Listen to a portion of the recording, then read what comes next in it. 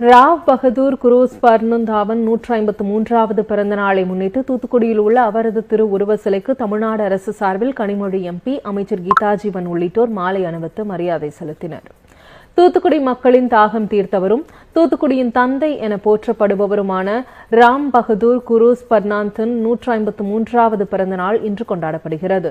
இதனையொட்டி தூத்துக்குடியில் உள்ள அவரது திருவுருவ சிலைக்கு தமிழ்நாடு அரசு சார்பில் மாலை அணிவித்து மரியாதை செலுத்தப்பட்டது.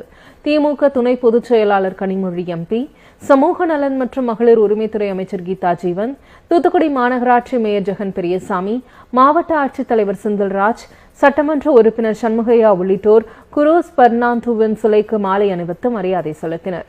நிகழ்ச்சியில் தூத்துக்குடி எஸ்பி பாலாஜி சரவணன், துணை மேயர் ஜெனிடா செல்வராஜ், தூத்துக்குடி மாநகர திமுக செயலாளர் ஆனந்த சேகரன் உள்ளிட்டோர் பங்கேற்றனர்.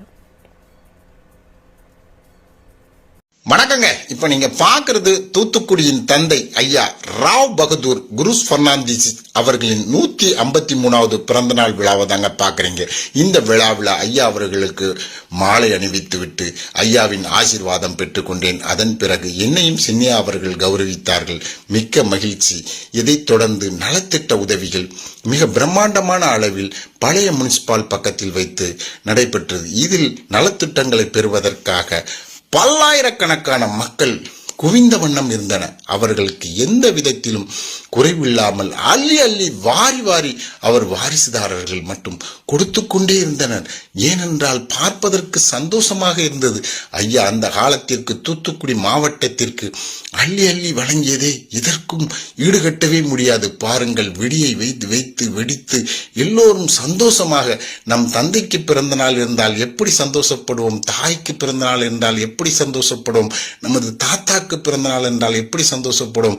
அந்த அளவிற்கு ஹிந்து, முஸ்லிம், கிறிஸ்டின் 3 மதத்தினரும் சேர்ந்து இந்த அரசு விழாவாக கொண்டாடப்படுகிறது. இந்த விழாவில் அமைச்சர் பெருமக்கள் எல்லாம் கலந்து கொண்டனர். ஏனென்றால் தூத்துக்குடிக்கு தாகம் தீர்த்த மகான் இவரை போல யாருமே வாழவே முடியாது. ஏனென்றால் வாழ்ந்தவர் கோடி, மறைந்தவர் கோடி, மக்களின் மனதில் நிற்பவர் ஐயா ராவ் பகதூர் ஐயா அவர்கள். இவர்களை பற்றி சொல்லிக்கொண்டே சொல்லலாம். ஏனென்றால் அந்த காலத்தில் தூத்துக்குடிக்கு தண்ணீரே இல்லாமல் வறண்டு கிடந்த காலம். அந்த காலத்தில் ஆங்கிலேயரால் கூட தண்ணீர் கொண்டு வர முடியல. ஏனென்றால் தூத்துக்குடியை திருமந்திர நகர் என்றுதான் சொல்வார்கள். அந்த திருமந்திர நகரில் எப்படி காலப்போக்கில் தூத்துக்குடியாக மாறியது என்று நினைக்கிறீர்களா?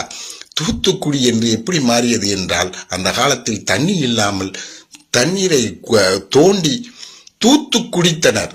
அது காலப்போக்கில் குடித்ததால் தூத்துக்குடியாக மாறியது என்று சொல்கிறார்கள். அந்த அளவிற்கு தூத்துக்குடி என்று பெயர் வந்தது. அந்த பெயரில் மிகவும் கஷ்டப்பட்டு கொண்டிருந்தனர் மக்கள். அப்போது மக்களின் கண்ணீர் துடைக்க வேண்டும். இந்து, முஸ்லிம், கிறிஸ்டின் என்று பாராமல் எல்லோரும் நல்ல தாகம் தீர்க்க வேண்டும் என்று சொந்த காசில் தன்னுடைய பணங்களை எல்லாமே பணத்தை பணமாக பார்க்காமல் வள்ளநாட்டில் இருந்து பைப்லைன் போட்டு தூத்துக்குடி மாவட்டத்திற்கு தண்ணீரை கொண்டு வந்த கோமான் என்றுதான் சொல்ல வேண்டும். அவ்வளவு தாகம் தீர்த்தவர். சாதாரணமாக நாம் ஒரு கிளாஸ் தண்ணி ஐயா வறண்டு போயிருக்கிறது என்று ஒருவரிடம் கேட்டு தண்ணீர் கொடுத்தால் கையெடுத்து கும்பிடுவோம். அந்த ஒரு நிமிடம் கொடுத்த தண்ணீருக்கே நாம் கையெடுத்து கும்பிடுகிறோமே. நாம் வாழ்நாள் முழுவதும் இப்போது தண்ணீர் கொடுத்து கொண்டிருக்கிறோமே, அதற்கு நாம் நன்றி செலுத்த வேண்டாமா? எவ்வளவு நன்றி செலுத்துகிறார்கள். பார்ப்பதற்கு எவ்வளவு சந்தோஷமாக இருக்கிறது. இந்த விழாவில் நானும் கலந்து கொண்டு பார்ப்பதற்கு ரொம்ப சந்தோஷமாக, வாழ்ந்தால் இவரை போல் வாழ வேண்டும். நிறைய பேர் சொல்லுவாங்க, வெந்ததை தின்னு விதி வந்துட்டு போயிட்டாருன்னு சொல்லி. இது வாழ்க்கை அல்ல. வாழ்ந்தவர்கள் மத்தியில் நாம் இருந்த இடத்தை எல்லோரும் பார்க்க வேண்டும் அளவிற்கு அந்த அளவுக்கு வாரி வாரி வழங்கியிருக்கிறார். இவர்கள் எல்லாம் ஏன் என்று எல்லோருக்கும் கொடுக்கிறார்கள் என்று பார்க்கிறீர்களா?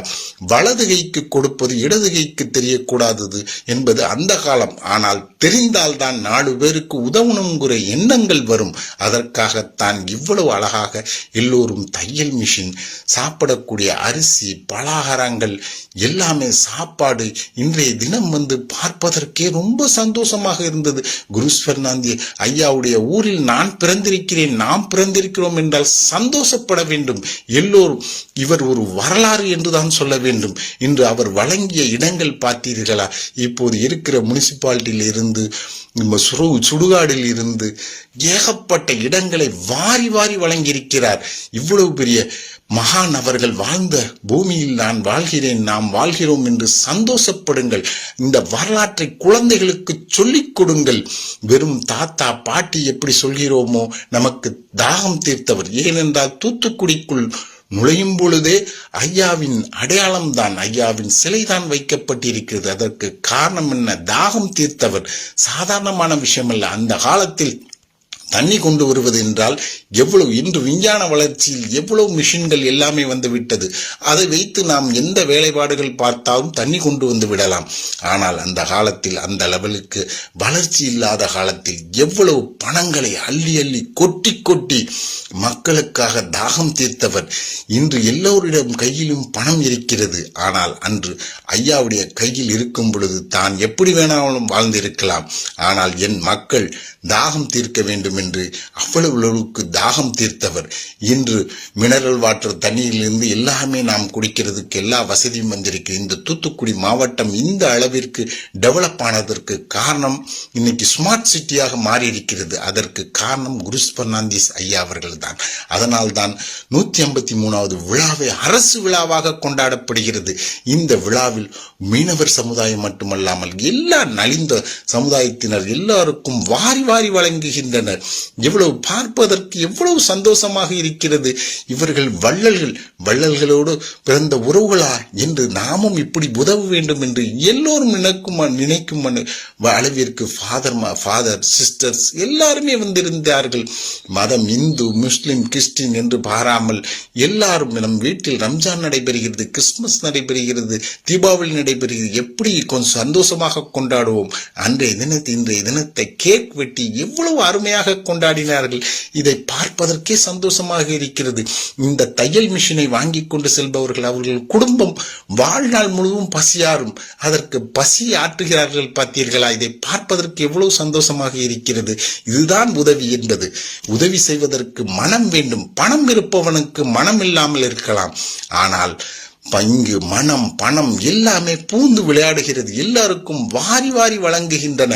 இந்த செம்மல்கள் பல்லாண்டு காலம், 100 ஆண்டு காலம் வாழ வேண்டும் என்று ரோட்டில் செல்பவர்கள் எல்லோரும், அந்த கூட்டத்தில் வந்தவர்கள் எல்லோரும் சந்தோஷப்படுகிறார்கள். இனி வரும் காலங்களில் தூத்துக்குடி மாவட்டத்தில் இன்றைய தினத்தை, ஐயாவின் பிறந்த நாளை லோக்கல் ஹாலிடேயாக கண்டிப்பாக அரசாங்கம் அனௌன்ஸ் பண்ணும் என்று எல்லோரும் சந்தோஷப்படுகிறார்கள். அது மட்டுமல்லாமல் முதலமைச்சருக்கு கட்டளையிடப்பட்டுள்ளது. தூத்துக்குடி மாவட்டத்தில் ஐயாவுடைய சிலையை மணிமண்டபம் கட்ட வேண்டும் என்று அதற்கும் ஒப்புதல் கொடுத்துள்ளது. மிக பிரம்மாண்டமான அளவில் சுற்றுலா தலங்களில் ஐயாவுடைய தலமும் ஒரு தலமாக அமையும். ஏனென்றால் அவ்வளவு லெவலுக்கு உதவி செய்தவர். இன்று படித்து பட்டதாரிகளாக எத்தனை பேர் இருக்கிறார்கள்? அதற்கு காரணம் ஐயா அவர்கள்தான். இன்றைக்கு தூத்துக்குடி மாவட்டம் எந்த லெவலுக்கு இருக்கு? முத்து நகரம் என்று சொல்லக்கூடிய நகரத்தில் பிறந்த முத்து, நல் முத்து என்றுதான் சொல்லணும் குருஸ் பெர்னாண்டீஸ் ஐயா அவர்களை. ஐயா அவர்களின் புகழ் இன்னும் மேலும் மேலும் வளர வேண்டும். ஐயாவை ஆரம்பித்து வைத்த தொண்டு இன்னும் எல்லோரும் தொடர வேண்டும் என்று எவ்வளவு மக்கள். இவர்கள் ரொம்ப அமைதியாகவும் அந்த இடத்தில் பார்ப்பதற்கு பாருங்கள், காய்கறிகள், அரிசி, பருப்பு, மாம்பழம், துணிகள், அவர்களுக்கு தேவையான எல்லா உதவிகளும் வாங்கி எடுத்து அவ்வளவு சிமெண்ட் முதற்கொண்டு கட்டிடம் கட்டுவதற்காக அரிசிகள் எல்லாமே கொடுத்திருக்கிறார்கள். இன்னும் எவ்வளவு வேண்டும் வாரி வாரி பாருங்கள். ஒரு கால் ஊனமுற்றவர் எனக்கு சாப்பிட பணம் வேண்டும் என்று கேட்கிறார். உடனே பணத்தை அரேஞ்ச் செய்கிறார்கள். அங்கு வந்தவர்களுக்கு எல்லோருக்கும் அருமையான சாப்பாடு போடப்படுகிறது வயிறார.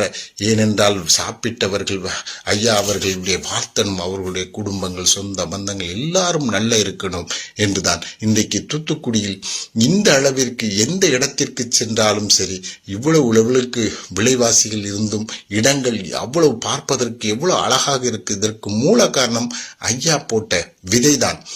விதைகள் உறங்கினாலும், விதைத்தவன் உறங்கினாலும் விதைகள் உறங்கவில்லை என்று அங்கு சொல்வார்கள். ஐயா அவர்கள் அன்று விதைத்தார்கள். இன்று விதைகள் செயல்பட்டுக் கொண்டிருக்கிற ஐயாவின் புகழ் ஓங்க வேண்டும். ஐயாவின் புகழ் பாட வேண்டும். ஐயாவின் வரலாறு இந்த குழந்தைகளுக்கு தெரிய வேண்டும். எல்லோரும் சொல்லிக் கொடுத்து வளருங்கள். நம்ம குருஸ் பெர்னாண்டீஸ் ஐயா தியாகம் தீர்த்தவர்கள். ஐயா அவர்கள் நாமும் வாழ வேண்டும். ஐயா அவர்கள் வாழ்க வாழ்க வளமுடன் அவர்கள் நம்முடைய சமுதாயத்தோடு சேர்த்து வரும் காலங்களில் ஐயாவின் புகழ் எல்லோருக்கும் தெரிய வேண்டும்.